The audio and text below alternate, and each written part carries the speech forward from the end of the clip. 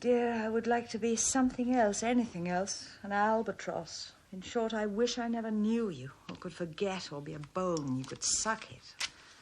Or a stone in the bottom of your pocket, slipped down, if you like, through one of the holes in the lining and wedged into the hem, more or less forever, until you threw the coat away or gave it to one of your relations.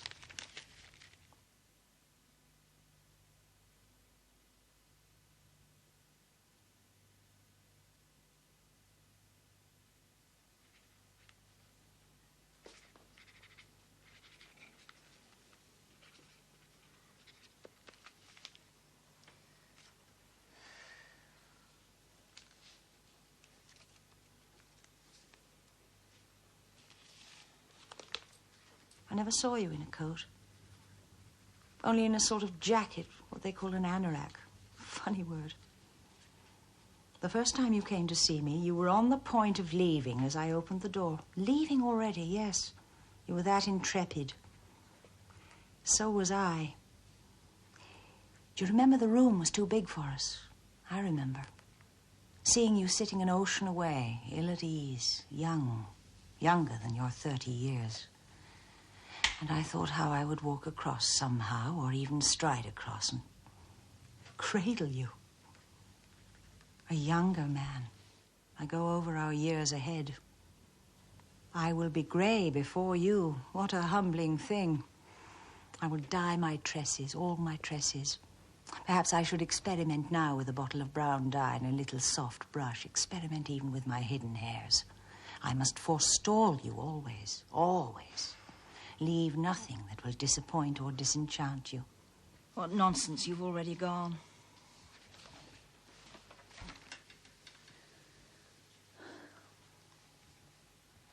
I don't expect to see you again unless we bump into one another. I think I'm getting disappointed in you, and that's good, excellent. You told me yourself how you lied to me.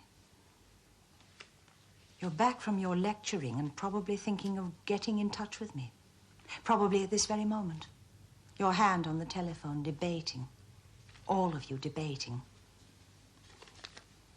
You've taken your hand away, you've put it off. I crossed the room, and what you did was to feel my hair over and over again and in different ways, touch it with the palm of your hand. Your drink was in your other hand. At first you refused to drink. Felt it, strands of hair with your fingers. Touched it as if it were cloth, the way a child touches its favorite surfaces, such as a doll or a toy. I keep saying child. It was like that. And you staring right through me, into me. No knowing what I surrendered that night, what I gave up. I gave up my desire to talk, to intrude, to make my presence felt. I went right back, it's true, right back to the field, so to speak, where I grew up. The sensations repossessed me, crystal clear. A gate, a hasp, a water trough, the meadows, and the way one can flop down into the corner of a field, a hay field. I dreamt of you before I met you. That was rash. I dream of you still, quite unedifying dreams where you're embracing me and whispering. Yes, I believe you are afraid of her. You say it's a pity that holds you, but I believe you are afraid of her and don't know it. I believe you hate her and don't know it. You don't know very much about yourself. You shirk that. I asked you once, went down on my knees, asked you to go away for 3 days without her or me or anyone. And you looked at me as if I was sending you to Van Diemen's Land. Should never have met.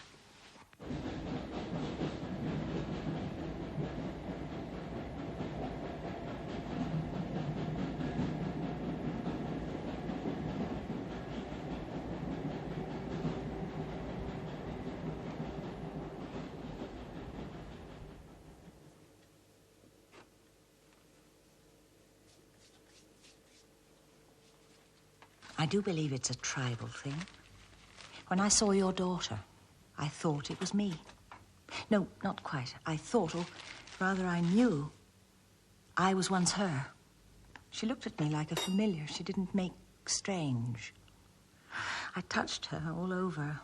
I had to tickle her, her toes, her soft knees, like blancmange she was, her little crevices. And she smiled up at me, and you said, "Smile for your auntie."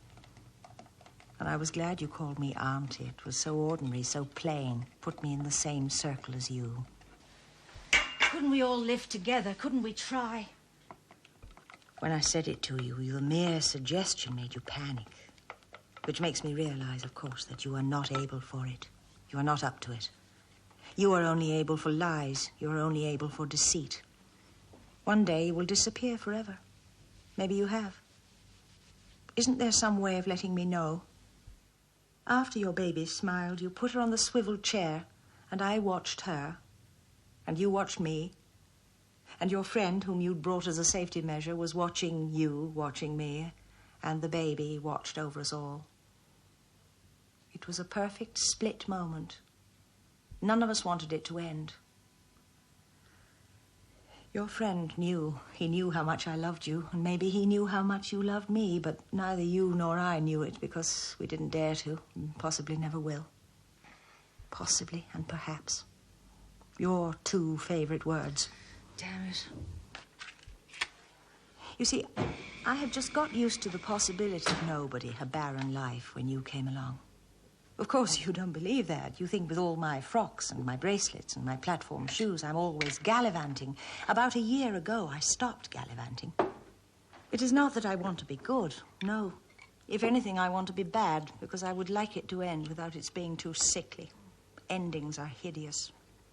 Take flowers, for instance. Some go putrid. The very sweetest smelling of all go putrid. So does parsley. I would like it to just shrivel away. It mustn't, though.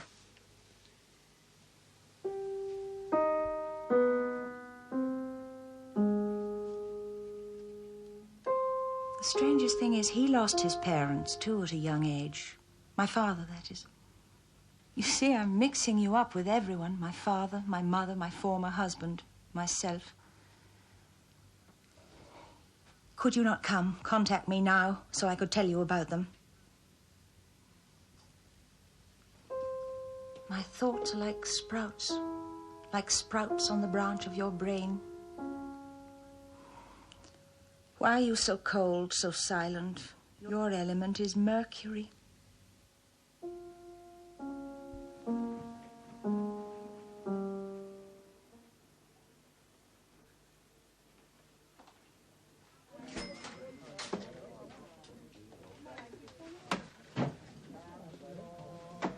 We were seen twice in public. I hated you buying me drinks, but you refused to allow me to. I was ashamed to remove my coat, even though I was sweating. I thought it would make me seem too much at home, and after all, I'd asked you there, and you hadn't wanted to come. You'd resisted. You couldn't think of the name of a pub, despite the fact that it was your district. And I had to go there and find a quiet one and ring you. You allowed me to ring because she was away, staying with her sister. Her sister is an invalid. You seem to imply that she had harmed herself. Are they a hysterical family? Are they musical? Shall we call her Bimba? I can't use her name. That would be too friendly. I dream of her death. In her sleep. In an airplane crash. In the pub. You made me promise, take an oath, that I would never ring again. I took an oath. Is that commendable? I was thinking of you even as I sat there and promised. I was thinking of you in another state altogether, a former state, a state of grace. Are you saying, I'll always come back to you, always, there's nothing else? And I was thinking of the expression attached to that time, the sad eyes and so forth. Your eyes pierce people. You may say it again with your sad, true eyes.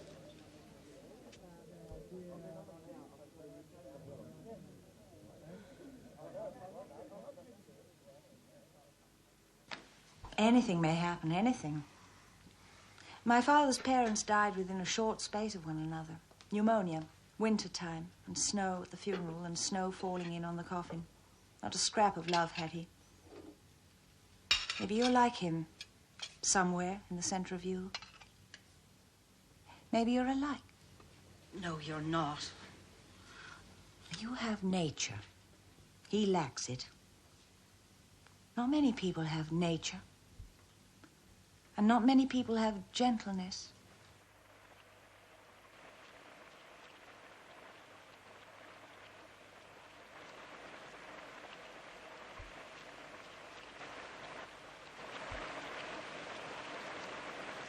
It's teeming today, wouldn't you know? Are you indoors? Are you addressing a meeting?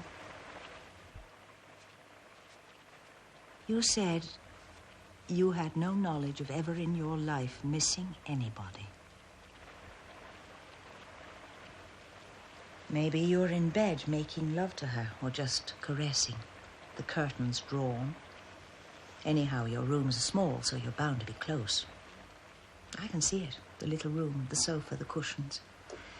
And I never told you this, but there are 3 ornaments in that room identical to 3 ornaments of mine.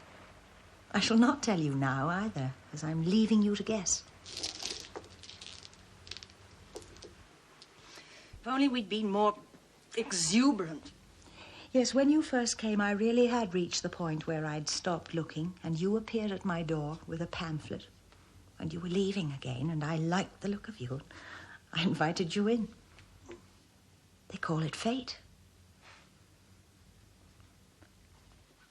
I still see your face in window panes, appearing, disappearing, reappearing. Oh, my God, a face. Don't get married, or if you do, tell me, give me warning so that I can get used to it. I won't give you a wedding present. How long is it now? My God, it's all a matter of how long it is. The days are jumbled. Just now, lying on my bed, I saw the tree that I always see, the plane tree, its leaves. And it seemed to me that the bits of sky that I saw through the leaves were leaves also. Different coloured leaves, serrated at the edges. So I saw tree leaves and cloud leaves. I'm losing my reason. I keep thinking that by autumn you will have come back as you threatened to, and that we will be together in the darkest light, under covers, talking, touching, the most terrible reconciliations uttering. Do you know that in your sleep I stroke and stroke you, and when you waken, no matter how late the hour, you always say, a lovely way to waken, and you always stay a few minutes longer. Defied time. And yes, those were our most valuable moments. You were your best then, and without fear. That morning in the hotel, when you first talked of love and made a plan for the future, our future, that morning you lost your head. You must have imagined yourself as someone else, or that you could have explained it all to her. You were quite practical. You said it would take 5 weeks. But I might have known something was amiss, because you came early, you drank heavily, and you said, could we talk, could we talk? We talked. You said you had 2 rows with her, 2 dirty rows, and then you collapsed into one another. Sweet. Never have I known such a stab. That collapse, I could see it, feel it. I saw the hour. It was dawn, and your tiredness. Both of you washed out. And one or other of you, it matters not which of you, saying, what am I doing? What am I saying? And then the collapse. Lying down in your clothes, fitting in a bit of sleep until your baby stirred and one of you went to tend it, while the other prepared 2 cups of tea.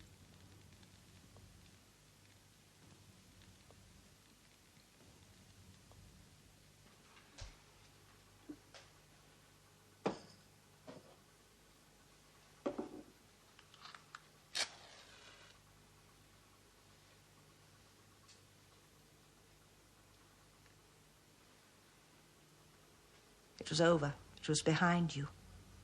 You had accomplished something, shown your ugly colours and got nearer to one another. I brought you nearer. God help us.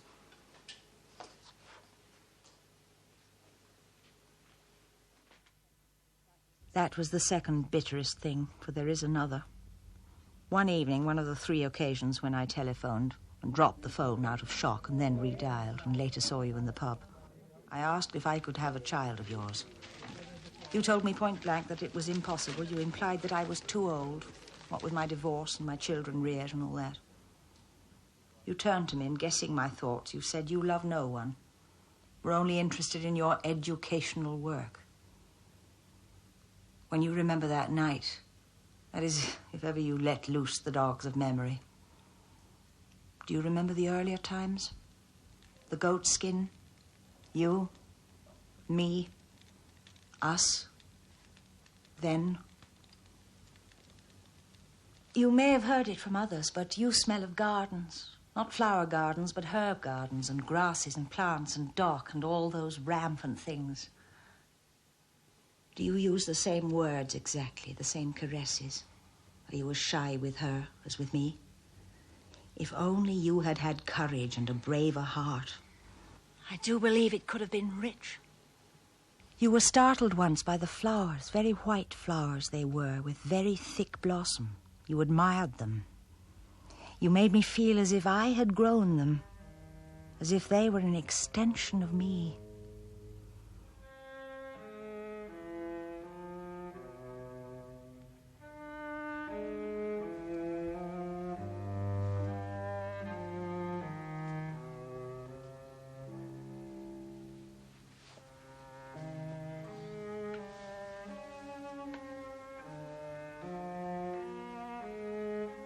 I heard from that friend of yours that she is more demanding, makes her needs felt. You found a lack in me. You told me I'm kind. I'm not kind. I cut people off as with shears and I drop them like nettles. At this moment, there are several people who could do with my company, and I withhold it. I wanted to give a big cushion to your child. You refused.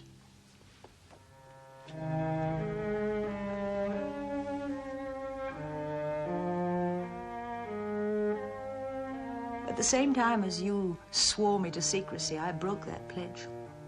I told a few of my women friends, and then you introduced me to a few of your men friends. I think you were showing off. Come to think of it, we were like children. It's just as well it got nowhere. Yes, there are times when I think the whole thing seems ridiculous. There was the night you were to come to dinner, and after waiting for about 2 hours, I got restless, began to walk back and forth, paced, and did little things, hoping that would speed you up. Changed my shoes, brushed my hair, thumped the piano. It was winter then. I could tell the seconds passing by the candle burning down. It was a blue candle.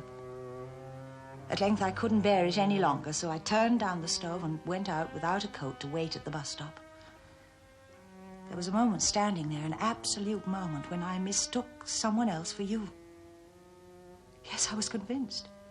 I got myself ready to smile, kiss, reach out my hand. And yes, I was shaking, excited, as if it were you.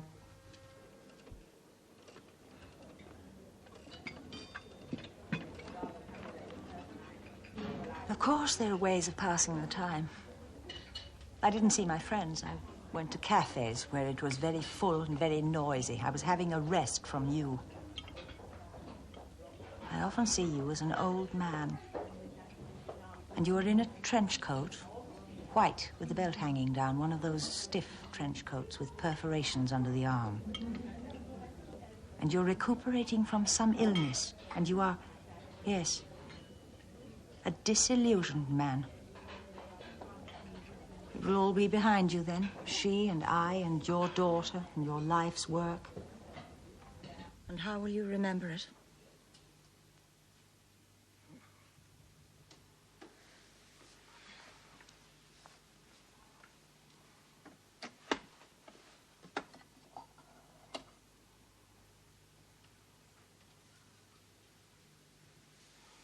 I did something awful.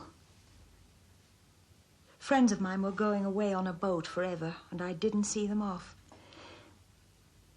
It was my godson going away forever, and I didn't see him off. I thought you might have been ringing, and I didn't want to be out. My lovely godson. I sent him a cup and a saucer to the dock. But it is not the same thing.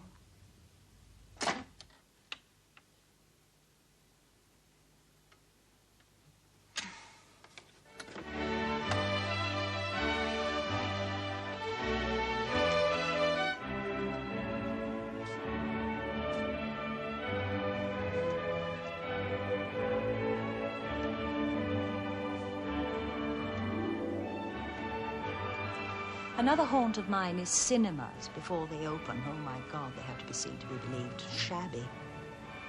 Usherettes, mostly elderly ladies. And people like myself, killing time in the afternoon.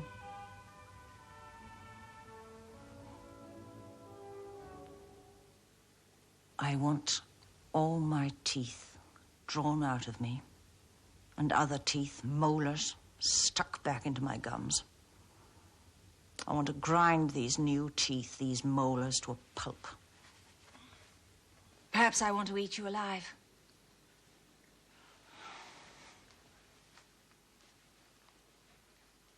Ah, yes. The seat of this love must indeed be a hate. One good thing about being out is that I imagine you telephoning. I exist on that little ploy for hours. I even live your disappointment with you. You're phoning once, then again immediately, then asking the operator to get the number, then phoning again in about an hour and another hour, and concluding that I've gone somewhere abroad, maybe as far as Morocco. And all the time I'm in one of those cafes thinking of you, or in one of those cinemas waiting for the performance to start, reading a sign that says fruits and ices. Believe me, I even wanted you to feed and drink off me. I wanted to waste away in your service. Am I saying wanted when I actually mean want? It is still my purpose, still my intention. Do you know what I hate about myself? I have never done a brave thing. Never risked death. If only I'd done something you could have admired me by. If only I'd renounced you. She is by your side, whether you like it or not. I often imagine you in trains, sitting opposite each other, saying the odd word, then getting off, the two of you sharing the carrier cot. What bliss. Tell me, is she pretty? Is she soft, your lady? Or does she have what is called a whim of iron? I did ask you once if she had blue eyes, and you professed not to know. You must know. It is not that I am a lover of blue eyes. The question simply cropped up. You must have seen them in all lights and at all moments. Maybe even in childbirth. On these numerous train journeys, do you ever think of me? I can feel you thinking of me even now. You may carry the thought through. You may contact me. I know. I will talk to your friend, chat to the friend you brought here. I'll tell him some little pleasantry and he will pass it on to you and you will be touched, regaled.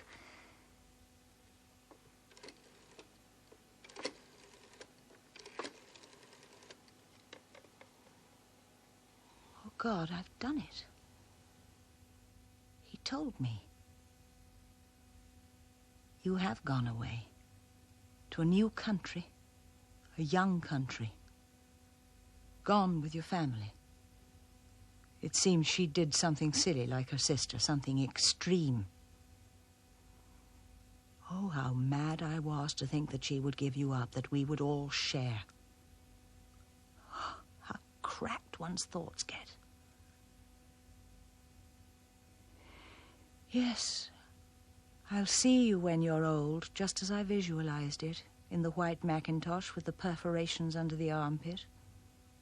And you will be convalescing. I suppose you're married. And yes, you have no nature. Tell me if you're married. Or if you've forgotten. Tell me how you are. It has all been for nothing. Tell me something. I have to know.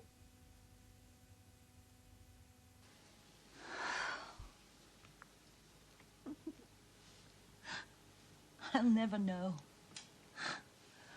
I don't want to know now.